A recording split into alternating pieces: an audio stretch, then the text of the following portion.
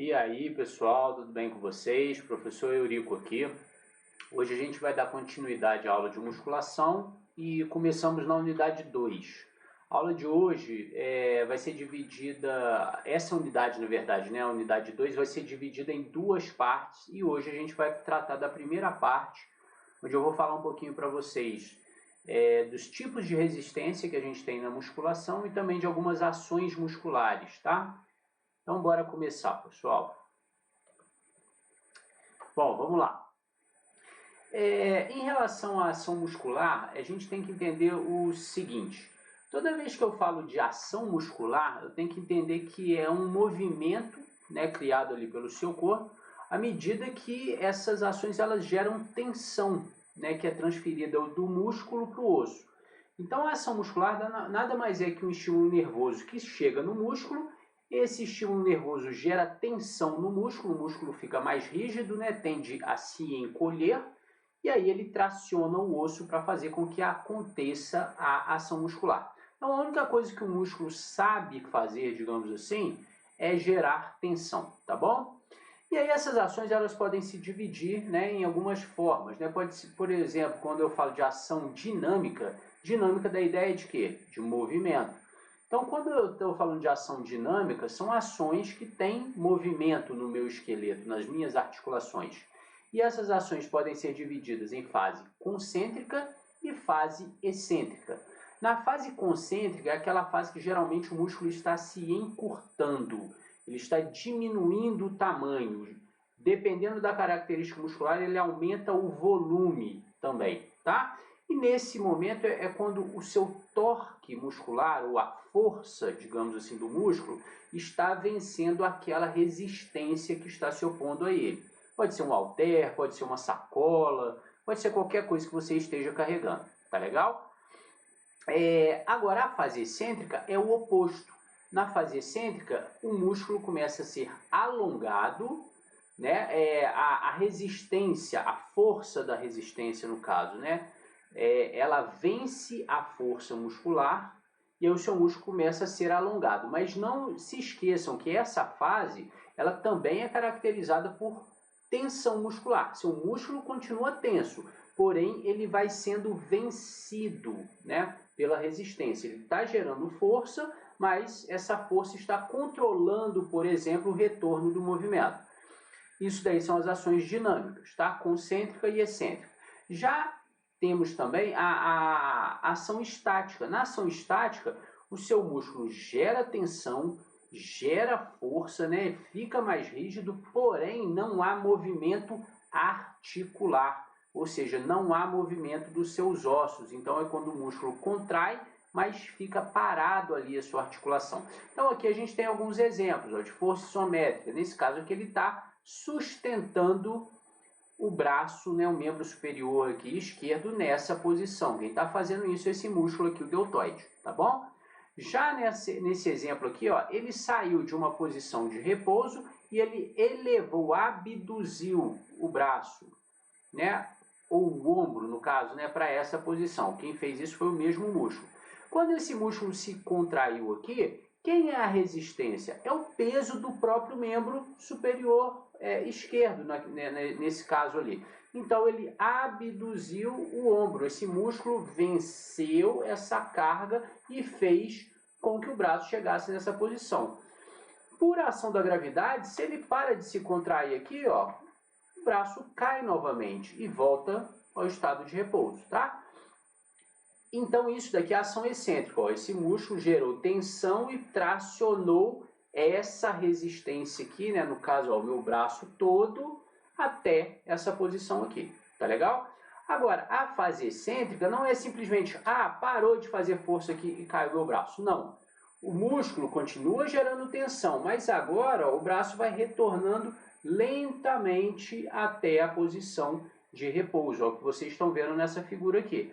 Então não se esqueçam, ação excêntrica tem tensão muscular, não é simplesmente relaxar não. Tá bom? Bom, dando prosseguimento aí nessa questão, né, que nós estamos falando, aqui a gente tem algumas características, né? Então, por exemplo, esse MM que é momento de força muscular. MR é o momento de resistência muscular, tá? Então, na fase concêntrica, ó, o torque muscular, o momento de força, né, o movimento que acontece aqui, ó, do músculo, o momento muscular é maior do que o movimento de resistência. Ó. Veja que ele está subindo contra a gravidade e esse aqui, ó, descendo a favor da gravidade. Veja que este momento muscular está representado por um vetor muito maior do que o de resistência, ou seja, está falando que essa força é maior do que essa força. E aí o movimento ocorre nesse sentido. O oposto ocorre na fase excêntrica. Veja que há contração muscular, há momento muscular, esse momento aqui, o torque, né, de movimento do músculo, porém, nesse caso aqui, ó, esse momento muscular está sendo vencido pelo momento da resistência. A resistência, nesse caso aqui, o halter, né, o peso do segmento, tudo, também é uma força, tá? Está agindo no sentido da gravidade, ó, para baixo. E ela é maior, ou seja, ela está vencendo o torque muscular. E aí o movimento está acontecendo a favor da gravidade aqui, ó, descendo. E nesse caso aqui, ó, observem que as duas setinhas aqui, ó, são do mesmo tamanho. Tanto o momento muscular quanto o momento de resistência estão iguais, estão equilibrados, ou seja, não está subindo nem está descendo, ele está paradinho ali, sustentando aquilo naquela posição. Tranquilo? Bom, aqui algumas características, né, de fase concêntrica e excêntrica em relação à tensão muscular. Ambos têm tensão, então não se esqueça, fase concêntrica e excêntrica são dinâmicas. O músculo está gerando tensão. Só que em uma, o momento muscular vence a resistência, na outra, a resistência vence o momento muscular. Nas duas, há movimento articular. Nesse caso do exemplo anterior que eu dei, em uma delas, o movimento concêntrico é oposto à gravidade, à ação da gravidade, e o excêntrico é a favor da gravidade. Em ambos, tem movimento articular. Nem sempre vai ser assim não, tá, pessoal? Nem sempre a favor da gravidade, contra a gravidade. Vai depender da forma como você está fazendo isso, se tem algum implemento ou não, mas depois eu vou explicar mais. Em relação ao torque muscular, fase concêntrica, momento de força muscular, o torque muscular é maior do que a resistência, por isso que ele vence a resistência. Na excêntrica, o oposto, o momento da resistência é maior do que o torque muscular, e aí retorna à posição original. Em relação às inserções ali, né, proximal e distal do músculo, né, só lembrar das inserções. Veja o que acontece na fase concêntrica. Veja que as inserções, aqui se eu estiver falando de bíceps braquial, por exemplo, as inserções, né, ó, distal e proximal, elas se aproximam, né, diminuem o comprimento. E o músculo fica o quê? Mais volumoso. Ó. Olha lá como é que, na hora que você faz o bíceps, né, faz aquele ovo assim, ó, ele diminui o comprimento e aumenta o volume. Isso em alguns tipos de músculos, tá, gente? Bom, isso aqui é característica de fase concêntrica. Agora, e na fase excêntrica? Ocorre o oposto, o alongamento. As inserções se afastam, se distanciam, a distal e a proximal ali do músculo, né? Ficam mais distantes, mais alongadas. E o músculo, consequentemente, fica mais esguio, mais fino ali, tá bom? E uma particularidade que na fase concêntrica, a carga máxima que eu consigo mover é 100% da minha força máxima. E na fase excêntrica, eu consigo produzir até 150% da minha força máxima. Depois eu vou explicar por quê. Você deve estar pensando, como é que eu consigo fazer mais do que 100% da minha força máxima? Depois eu vou explicar isso melhor, tá bom? Bom, em relação ainda às ações, né, musculares dinâmicas, a gente tem alguns outros tipos de ações, né, que a gente pode dividir em ação isocinética, isoinercial e isotônica. Prestem atenção, a primeira, isocinética, ela só é reproduzível em laboratório. São máquinas específicas que conseguem gerar um tipo de ação onde a velocidade angular é constante. Eu não consigo acelerar o movimento, tá? Então esse iso é constante, inércia é movimento, ou seja, a quantidade de movimento ela é constante. Isso porque é um aparelho que você consegue corrigir as diferenças que nós temos nos nossos braços de momento muscular, ou nos nossos braços de alavanca, por exemplo, do nosso corpo, tá? Então lembre-se, isocinético é movimento constante ou velocidade constante, tá? Só é possível em laboratório com algumas máquinas, daqui a pouco eu mostro. Agora prestem atenção, essas duas últimas, gente, geram muita confusão, porque assim, eu tendo a dizer que até assim, 90% da literatura que você pegar, vai ler em site, vai ler até em livros, tá? Confundem isso, tá? Eles misturam o que é isotônico com isoinercial, tá? A maioria dos conceitos que você vê de isotônico, na verdade, não é isotônico, aquilo é um conceito de isoinercial. Então, só para vocês entenderem, o isoinercial a gente quer dizer que o iso, né, é constante, inércia tem a ver com a resistência à mudança, por exemplo, ou a força, tá? Então, nesse caso aí, a resistência externa é constante. Então, se é isoinercial, a resistência é constante, quando eu estou fazendo exercício de musculação, por exemplo, com halter, com peso livre, né? Estou segurando lá uma barra com pesos, né? E ele sofre a ação da gravidade, essa massa, né, essa resistência, ela não muda durante o meu movimento, tá? A massa em si. Então, 10 quilos, peguei 10 quilos aqui de peso, né, de halter ali, ó. Esses 10 quilos são 10 quilos em qualquer momento que eu estiver aqui do meu exercício, tá? Então, isso é uma ação isoinercial, tá? Então, quando a carga externa, ela é constante. Vocês vão ver que a maioria dos livros, né, artigos que vocês lerem, vão colocar como isotônico. Isso não é isotônico, tá? Isso é isoinercial. E o que é isotônico? Isotônico, iso igual tônico é tensão. A quantidade de tensão produzida lá, ó, no músculo, ela é constante durante todo o movimento articular. Isso daí você só vai conseguir reproduzir isso em alguns casos. Por exemplo, no isocinético, de certa forma, você consegue fazer isso, tá? Ou em alguns aparelhos que têm polias diferenciadas, até mesmo alguns aparelhos de musculação. O que são polias? Polias são roldanas, né? Aquelas rodinhas que passam os cabos, só que é uma roldana um pouquinho diferente que eu vou mostrar para vocês, tá? Então não confundam isoinercial com isotônico, tá?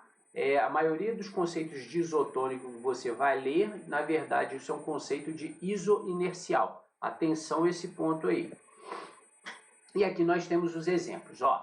Então, nesse primeiro caso aqui, ó, que vocês estão vendo, essa polia aqui é um tipo de polia do tipo CAM, C-A-M, tá? CAM, ou polia excêntrica. Ela é uma polia, por que ela chama de polia excêntrica? Não tem nada a ver com fase excêntrica que eu estava falando, não.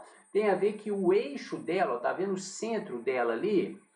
Não é no centro. O eixo de rotação ali, né, o eixo de rotação mesmo, onde fica o parafusinho que prende ela ali, não está no centro da polia, ele está fora do centro, por isso que é excêntrico, tá? E aí observe que aí você muda os raios aqui de comprimento, ó. Então, dependendo da posição que você está aqui nesse exercício, esse raio aqui vai estar maior ou menor. E isso tem influência diretamente no torque muscular. Deixa eu até mudar a minha coisa aqui para uma canetinha. Ó. Esse exemplo ele te mostra claramente o que está acontecendo. Tá vendo? Ó, dependendo da posição que a polia está, você vai ter uma distância maior ou uma distância menor da força para aquela distância perpendicular para o centro ali da polia. Tá?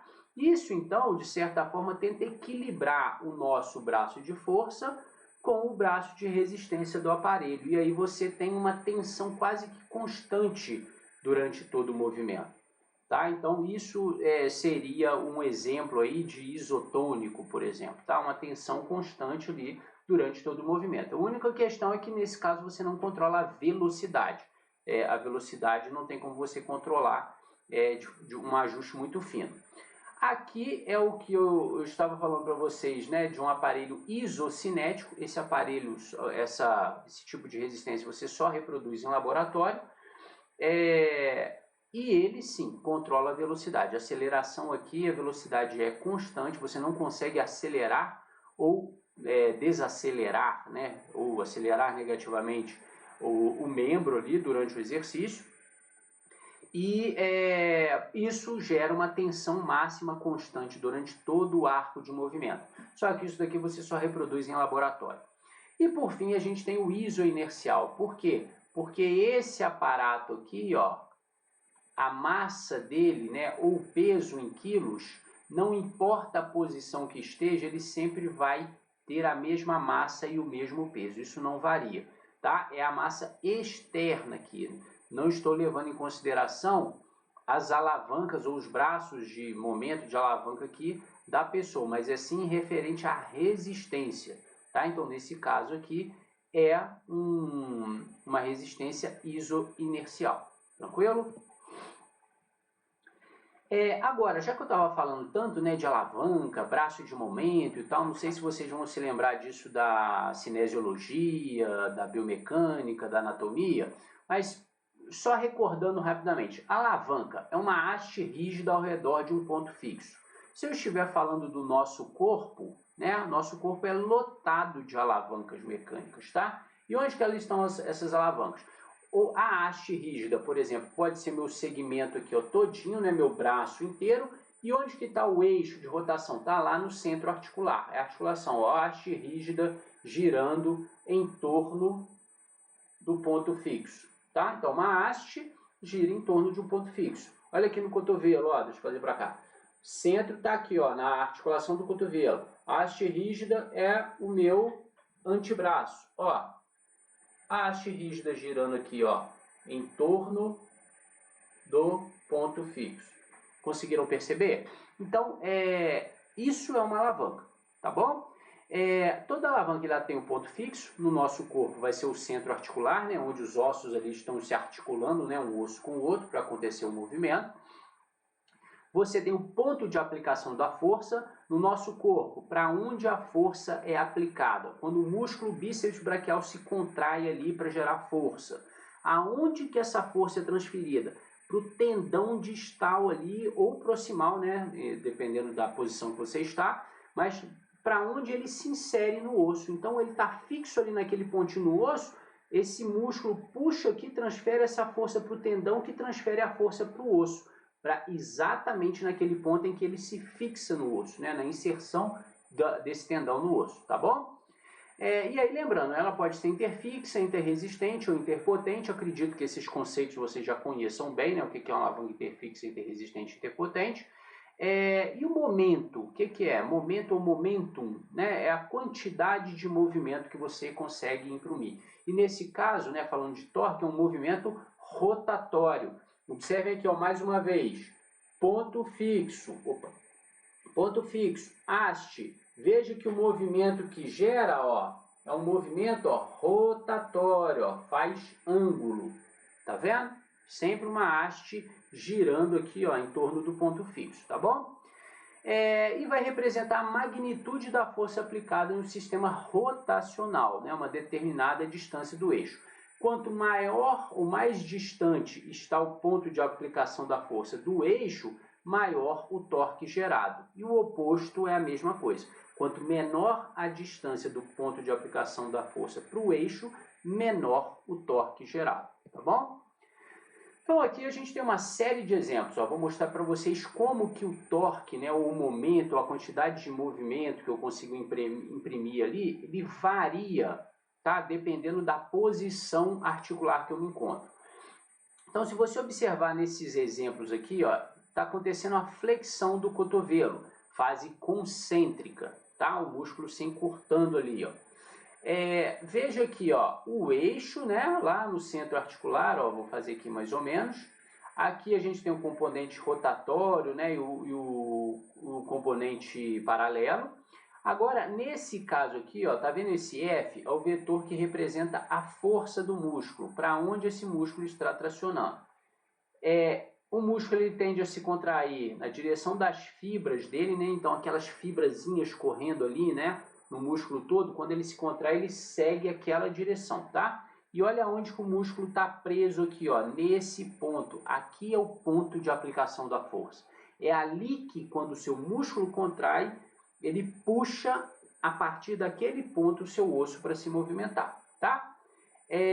Veja que dependendo da posição que você está aqui, essas distâncias vão mudando, né? Então, ó, aqui, por exemplo, ó, a distância aqui, ó, do eixo para o ponto fixo é uma, aqui é outra. Veja que aqui, ó, a distância do ponto de aplicação da força para o ponto fixo é maior. Veja que aqui ele começa a diminuir novamente, tá?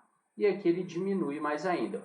Ou seja, em torno de 90 graus é o local onde eu tenho maior braço de força e o maior braço de resistência também.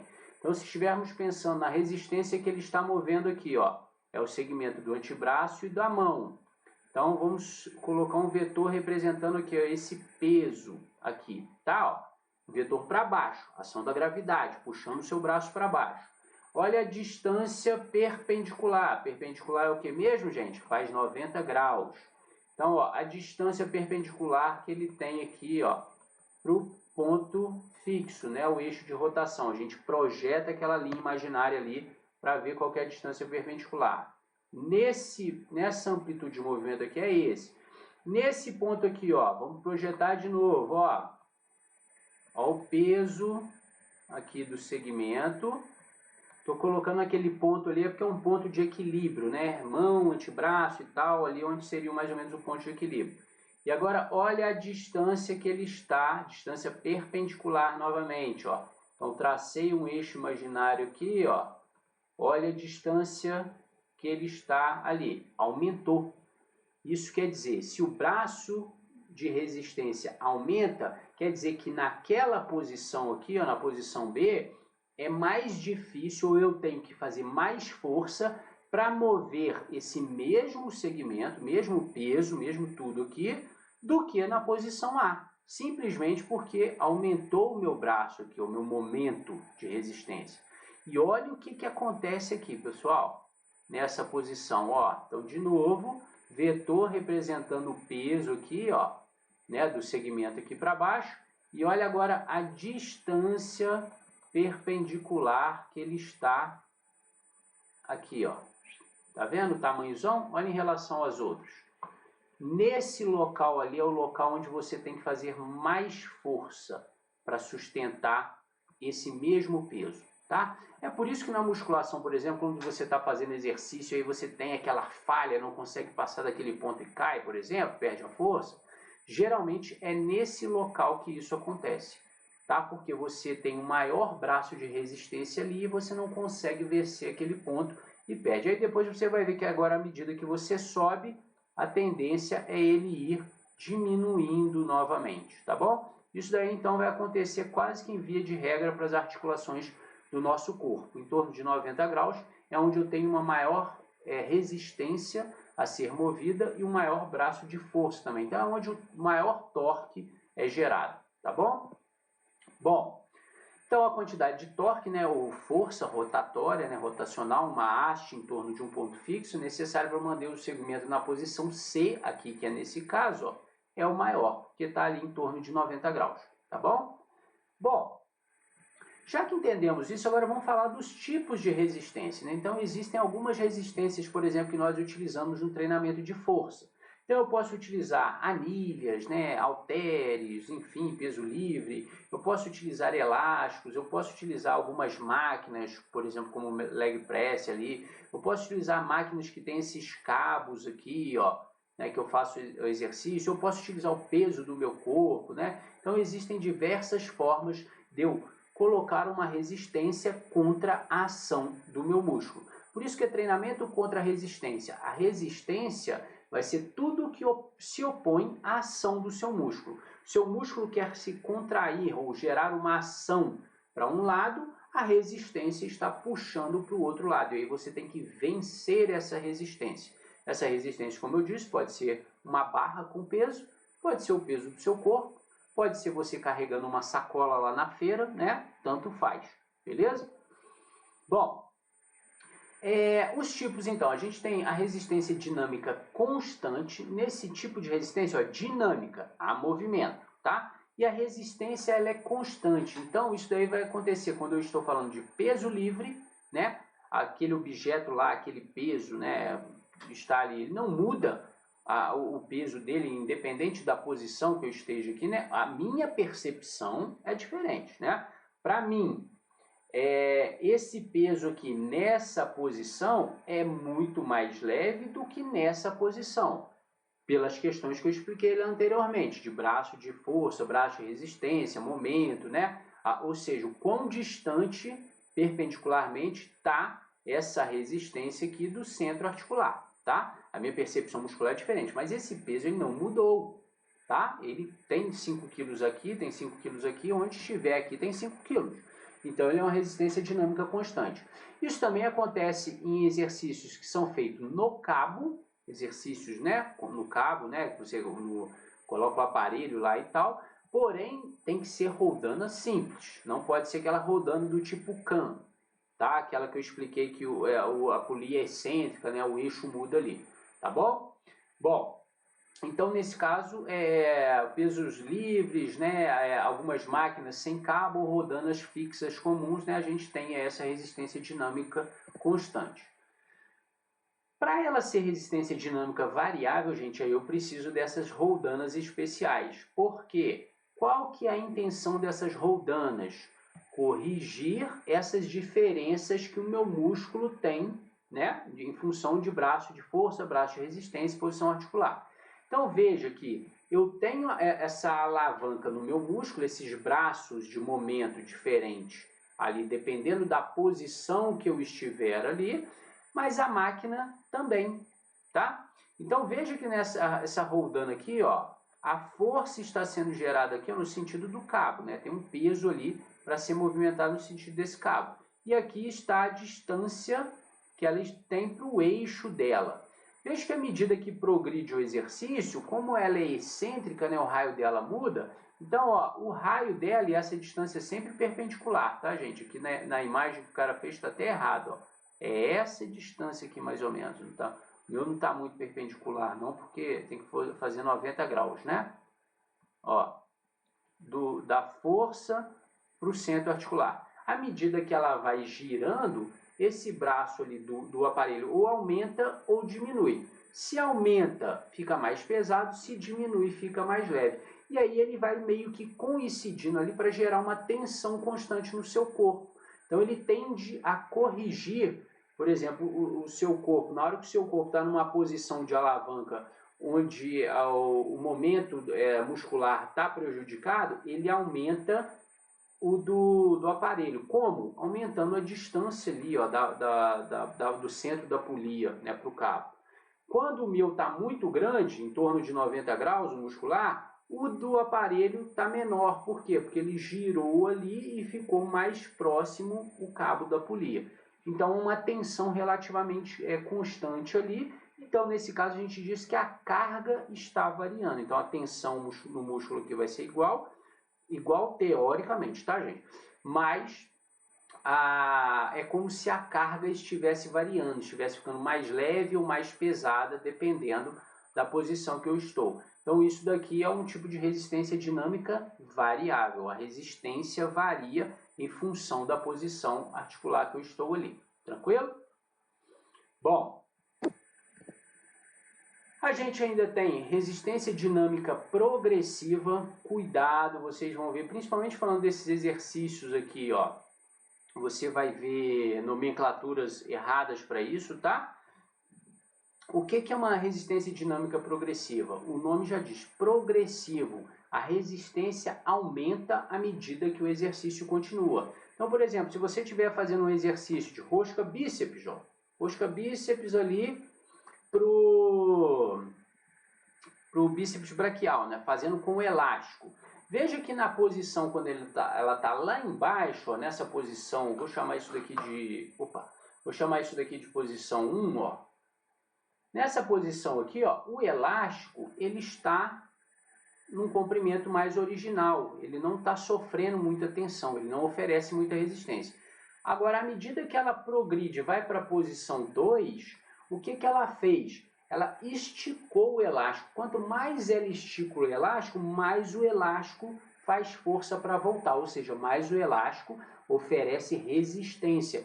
Por isso que ela é progressiva. À medida que o exercício vai acontecendo, a posição articular vai mudando, ela puxa e oferece mais resistência, tá?